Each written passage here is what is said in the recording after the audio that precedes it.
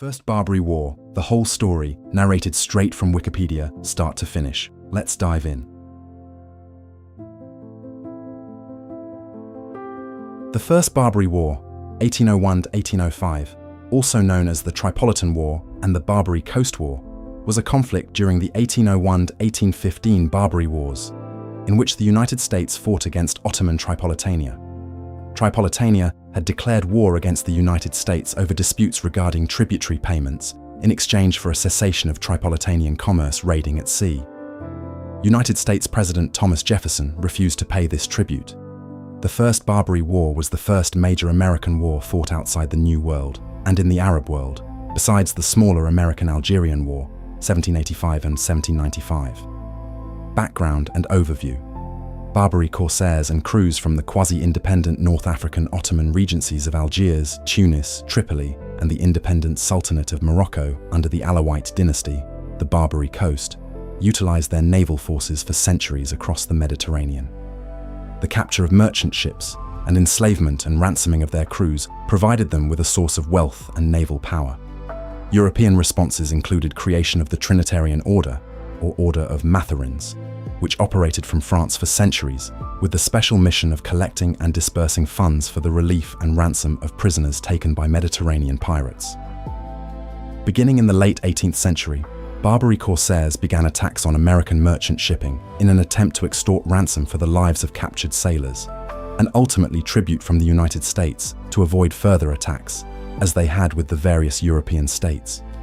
Prior to signing of the Treaty of Paris, which formalized the United States' independence from Great Britain, American shipping was protected by France during the Revolutionary years under the Treaty of Alliance, 1778-83.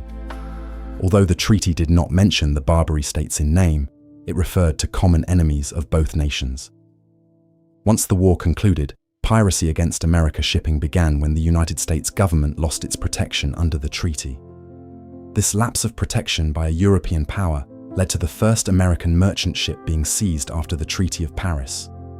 On 11th of October 1784, Moroccan pirates seized the brigantine Betsy.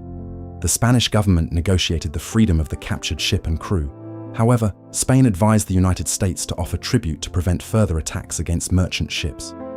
The United States minister to France, Thomas Jefferson, decided to send envoys to Morocco and Algeria to try to purchase treaties and the freedom of the captured sailors held by Algeria. Morocco was the first Barbary Coast state to sign a treaty with the United States on 23 June 1786. This treaty formally ended all Moroccan piracy against American shipping interests. Specifically, Article 6 of the treaty states that if any Americans captured by Moroccans or other Barbary Coast states docked at a Moroccan city, they would be set free and come under the protection of Morocco. American diplomatic action with Algeria, the other major Barbary Coast state, was much less productive than with Morocco. Algeria began piracy against the United States on 25th of July 1785 with the capture of the schooner Maria and Dauphin a week later. All four Barbary Coast states demanded $660,000 each, equivalent to $16 million in 2025. However, the envoys were given only an allocated budget of $40,000, equivalent to $980,000 in 2025, to achieve peace. Diplomatic talks to reach a reasonable sum for tribute or for the ransom of the captured sailors struggled to make any headway. The crews of Maria and Dauphin remained enslaved for over a decade, joined by crews of other ships captured by the Barbary states.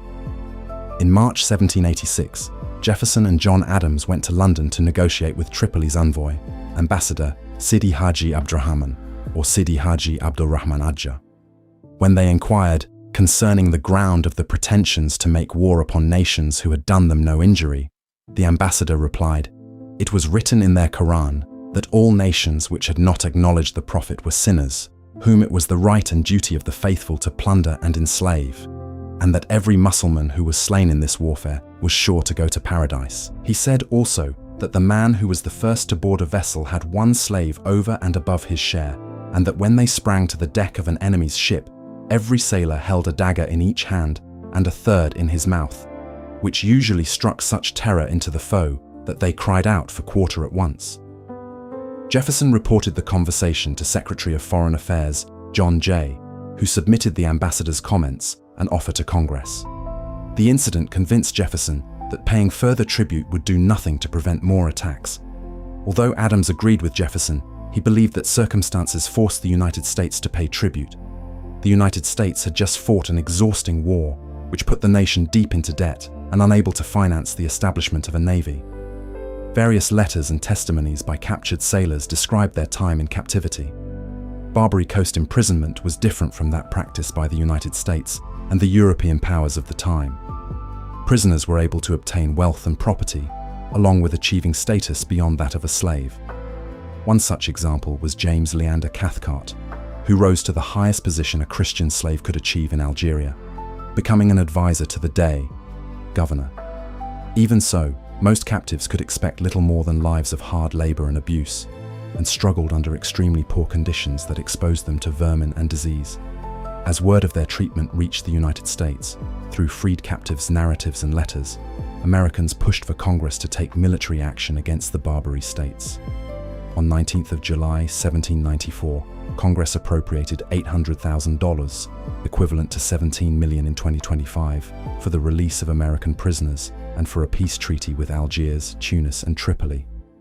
On 5th of September 1795, American negotiator Joseph Donaldson signed a peace treaty with the Dey of Algiers that included an upfront payment of $642,500 in specie, silver coinage, equivalent to $12 million in 2025, for peace, the release of American captives, various expenses for their care, and various gifts for the Dey's royal court and family. An additional indefinite yearly tribute of $21,600, equivalent to $410,000 in 2025, in shipbuilding supplies and ammunition would be given to the Dey. The treaty, designed to prevent further piracy, resulted in the release of 115 American sailors held captive by the Dey. Jefferson continued to argue for cessation of the tribute, with rising support from President George Washington and others. With the recommissioning of the United States Navy in 1794 and a rush of new ships and weapons, it became increasingly possible for America to cease payments, although the established habit was difficult to change. The continuing demand for tribute ultimately led to the formation of the United States Department of the Navy, founded in 1798 to prevent further attacks upon American shipping while resolving the issue of Barbary piracy. Federalist and anti-federalist forces argued over the needs of the country and the burden of taxation. Jefferson's own Democratic Republicans and anti-navalists believed that the future of the country lay in westward expansion, arguing that the Atlantic trade threatened to siphon money and energy away from the nation while entangling it in the wars and intrigue of the Old World. During the divisive 1800 presidential election, Jefferson defeated incumbent President John Adams. Jefferson was poised to order naval actions against the Barbary states, declaration of war and naval blockade. Just before Jefferson's inauguration in March 1801, Congress passed naval legislation that, among other things, provided for 6 frigates that shall be officered and manned as the President of the United States may direct. In the event of a declaration of war on the United States by the Barbary powers, these ships were to protect our commerce and chastise their insolence by sinking, burning, or destroying their ships and vessels wherever you shall find them. On Jefferson's inauguration, Yusuf Karamanli, the Pasha or Bashar of Tripoli, demanded $225,000, equivalent to $4.4 million in 2025, from the United States. It was a long-standing tradition that if a government was changed, or the consular was changed, said government would have to pay consular gifts, in either gold or in goods, usually military and naval stores. In 1800, federal revenues totaled a little over $10 million, equivalent to $190 million in 2025. Finally able to put his long-held beliefs into practice, Jefferson refused the demand. Consequently, along with the Americans not paying the money, nor the gifts as stated in the Treaty of Tripoli, signed in 1796 between Tripoli and America. On 10th May 1801, Karamanli declared war on the United States, not through any formal written documents, but in the customary Barbary manner of cutting down the flagstaff in front of the United States consulate. Algiers and Tunis did not follow suit. Before learning that Tripoli had declared war, Jefferson sent a small squadron consisting of 3 frigates and 1 schooner, under the command of Commodore Richard Dale, with gifts and letters to attempt to maintain peace with the Barbary powers. However, if war had been declared, Then Dale was instructed to protect American ships and citizens against potential aggression. Jefferson made it clear that he was unauthorized by the Constitution, without the sanction of Congress, to go beyond the line of defense. He told Congress, "I communicate to you all material information on this subject, that in the exercise of this important function, confided by the Constitution to the legislature exclusively, their judgment may form itself on a knowledge and consideration of every circumstance of weight." Although Congress never voted on a formal declaration of war, it authorized the President to instruct the commanders of armed American vessels to seize all vessels and goods of the Pasha of Tripoli, and also to cause to be done all such other acts of precaution or hostility as the state of war will justify. The American squadron joined a Swedish squadron under Counter-Admiral Rudolf Cederström in blockading Tripoli, the Swedes having been at war with the Tripolitans since 1800. On 31st May 1801, Dale's successor, Commodore Edward Preble, travelled to Messina, Sicily, to the court of King Ferdinand IV of the Kingdom of Naples.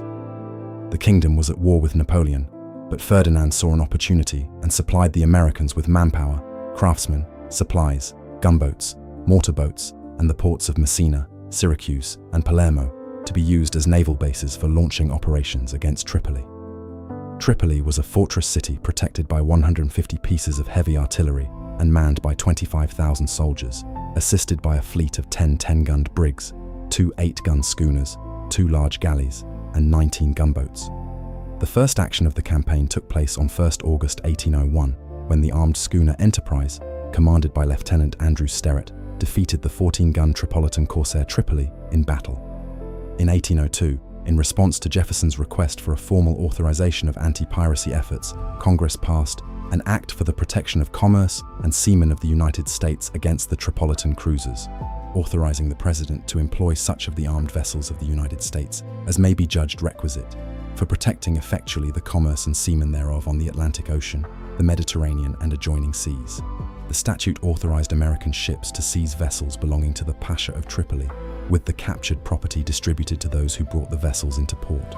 The United States Navy went unchallenged on the sea, but the question of how far to push the conflict remained. Jefferson pressed the issue the following year, with an increase in military force and deployment of many of the Navy's best ships to the region throughout 1802.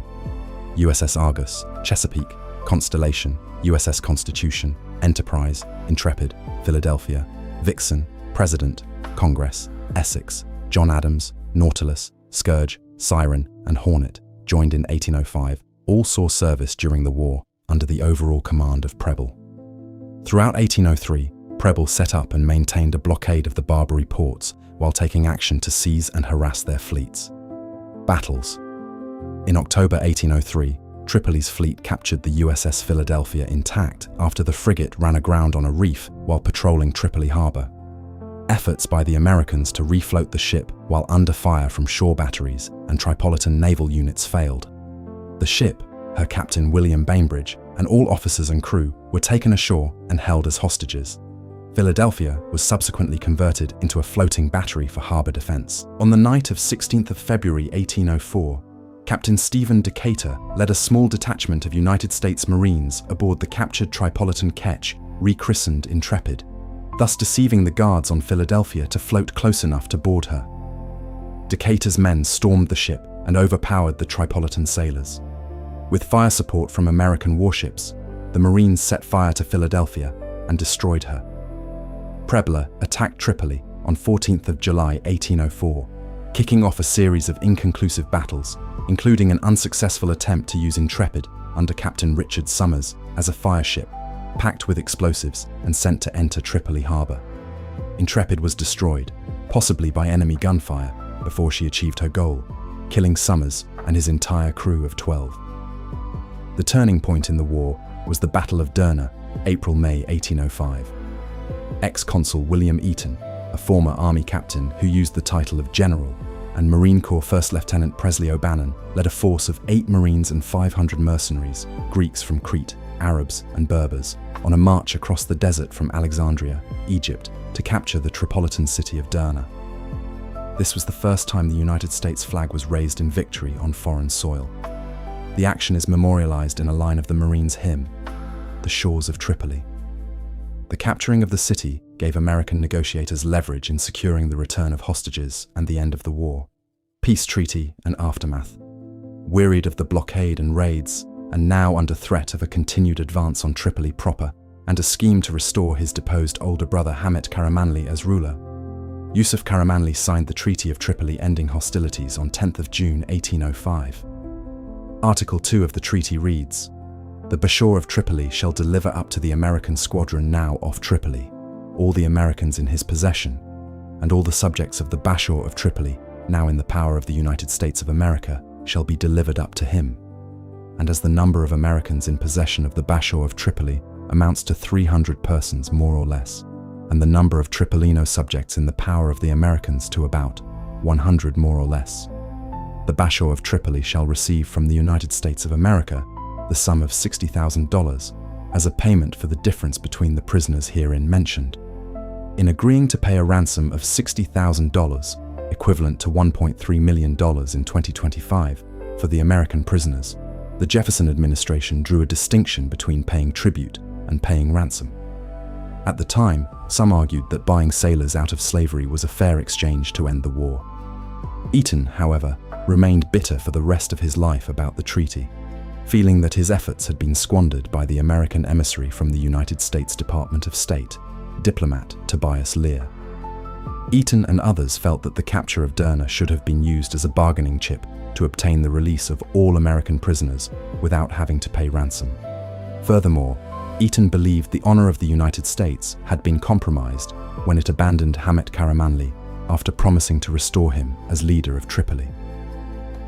Eaton's complaints generally went unheard, especially as attention turned to the strained international relations, which would ultimately lead to the withdrawal of the United States Navy from the area in 1807 and to the War of 1812. The outcome of the war is a matter of dispute among historians. Many historians view the war as an American victory, but some historians claim that the war was inconclusive or was a long-term success for Tripoli.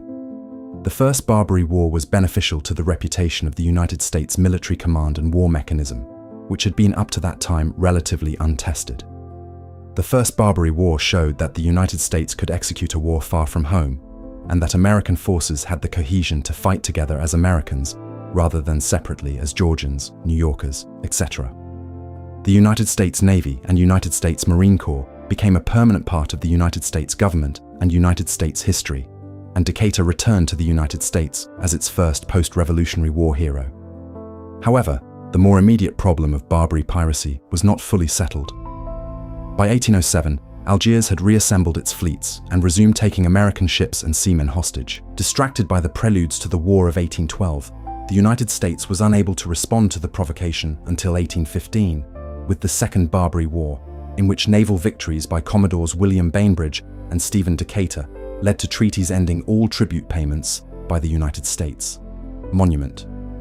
The Tripoli Monument, the oldest military monument in the United States, honors the American heroes of the First Barbary War. Summers, by then promoted to the rank of Master Commandant, Lieutenant James Caldwell, James Decatur, brother of Stephen Decatur, Henry Wadsworth, Joseph Israel, and John Dorsey. Originally known as the Naval Monument, it was carved of Carrara marble in Italy in 1806 and brought to the United States on board Constitution, Old Ironsides. From its original location in the Washington Navy Yard, it was moved to the West Terrace of the National Capitol, and finally, in 1860, to the United States Naval Academy in Annapolis, Maryland. That's the complete article. If you made it this far, you'll love the rest of the channel. Subscribe for a new Wikipedia deep dive every single day. The next video is on screen now, and if there's a topic you want narrated, drop it in the comments. Thanks for watching.